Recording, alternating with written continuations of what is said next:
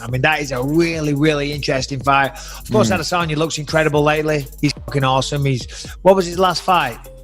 Oh, Yoel Romero. Okay, it was kind of one he'll forget, but everyone has the odd sleeper here and there. I didn't know that Israel Adesanya was 6'4" and that Paulo Costa was 6 foot. No, Adesanya is really tall. When I first met him, I was like, oh shit, you're a big boy. But against Costa, I mean, that's a great fight because, Costa's got the power, Israel's got the technique. He's definitely the more capable, flashier striker. He's got more technique, but the power of Costa and the chin of Costa, and he's going to go forward. He's not going to do what Romero did. He's a fucking monster. And the takedown defense he showed against Romero as well, he was able to stop all those takedowns. Adesanya's not going to go for a takedown. This is all going to be on the feet. If anyone's going to go for a takedown, it will be Costa. But he just fucking goes forward like a madman, swinging wild, heavy shots. So you got the technician against the brawler. You got the faster guy against the stronger guy. It's a fucking great matchup. Somebody's has to go. I think it's a 50-50. I do really rate Costa. I think he's durable. I think he's got a chin. And I think he can bang. I just think Izzy might have the edge. And it's not going to be no grappling or wrestling match, that's for sure. I just think whoever's come prepared, whoever wants it more than whoever... I'm at 50-50 right now. I was 60-40 Izzy a few weeks back, but 50-50 right now, I don't know. But Costa's looking really big. I don't know if he's going to make the weight. That's going to be a great one. I think Israel is a great fighter. He's a wizard in there. But Costa brings a physique, a pressure, some power that nobody else has in the division, and I think that can give Israel some problem. So I believe it's going to be a close fight, but I give my edge to Costa in that one.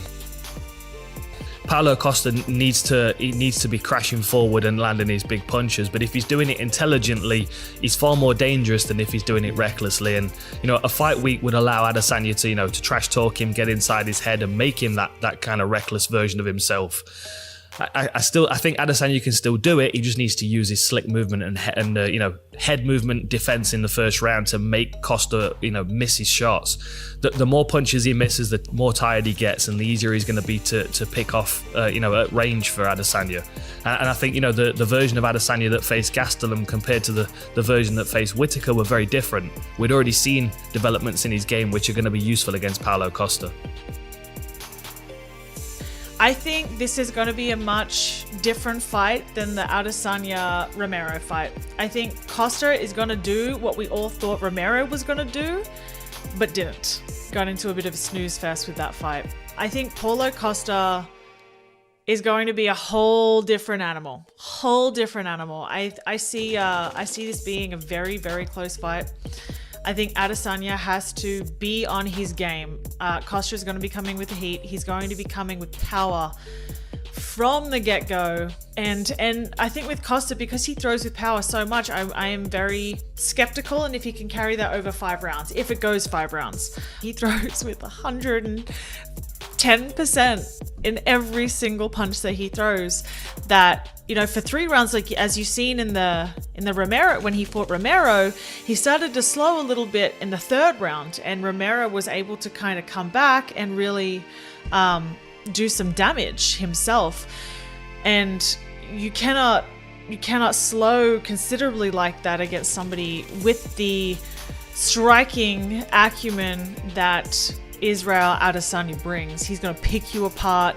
He's going to constantly move. He's going to be constantly setting up different angles, switching stances, throwing up different question marks, throwing up different things for you to kind of worry about. So I really think if Costa wants to be successful in this fight, he has to play a little bit more of a patient game and not gas himself out. I think stylistically this is going to be fireworks. I don't think that it's going to be a snooze fest like the Adesanya-Romero fight. I think this is going to be very, very exciting, and I don't see it going the distance.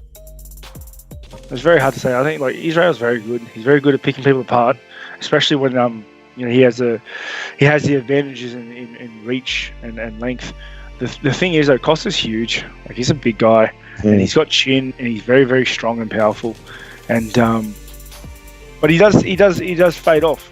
You know, like it's hard to say. I can see both guys winning at different points. Like, Costa can certainly, if he gets in and lands one of his big hands on him, he's gonna do some damage. But I can also see Israel picking him apart for 5 rounds. I think this is one of the most exciting fights the UFC can make. I think that Israel Adesanya is a massive star. As you see, Israel Adesanya is just one of those guys that now I watch him and I feel like I can feel almost like the star radiate off of him.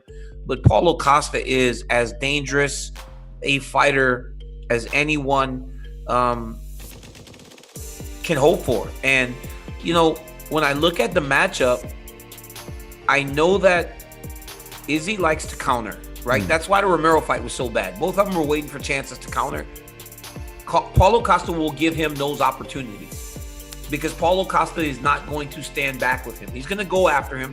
He's going to fight him with so much pressure, so much forward pressure that Izzy will have his chances to find those counter opportunities. The problem with that is no one's been able to stop Paulo Costa from fighting in the exact way that he wants to. Very interesting fight, and it's hard to know who's going to get the victory, honestly, because for as good as Izzy is, I believe Paulo Costa is just as skilled, just as talented, and as powerful as any guys I've seen. I mean, this guy looks like a heavyweight fighting at 185 pounds. I don't know how he makes weight.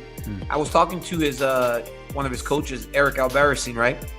And they were talking about a guy going in to be one of his training partners, a kickboxer I used to use.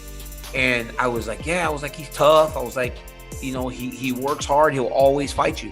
He goes, good, because Paulo needs so many guys, because a week and a half in, he breaks them and he has to replace the training partners because he does not go to protect his partners. He goes through you and then give me the next guy. Reminds me of Kane back in the day. So interesting fight. Izzy will have his spots to counter because Costa's going to bring a lot of pressure. He's known as the eraser, so I'm not surprised to hear him do that, Paulo Costa. I love the fight because of the history, because it's just the second time 2 undefeated males, because they truly hate each other. These guys are not going to hug. They're not going to hug. Right? No. There'll be no hugging whatsoever. No hugging. There is no other fight for the 185-pound title that we want to see, right? This is the fight. Like, there's no debate. They want the fight. We want the fight. I love that about it. And to your point, I also love the fact that Izzy's a little annoyed that everyone jumped off this bandwagon after the Romero fight. I mean, we forget last year, arguably the fighter of the year, incredible performance against Robert Whittaker, right? I mean, Gastelum fight was fight crazy. of the year against Kelvin Gastelum. The Anderson fight was fun, and then all of a sudden the guy has one, substandard fight, which really wasn't his fault in my opinion. Everyone's like, oh, he's a bum. This fight will not be boring because of what you just said. Costa doesn't know how to wait. Like, he just goes full force. And that might be ultimately his undoing in this fight, because I could see a situation where, like, almost Izzy's going backwards and knocks him out like a Stipe versus Verdum situation. But I love this fight.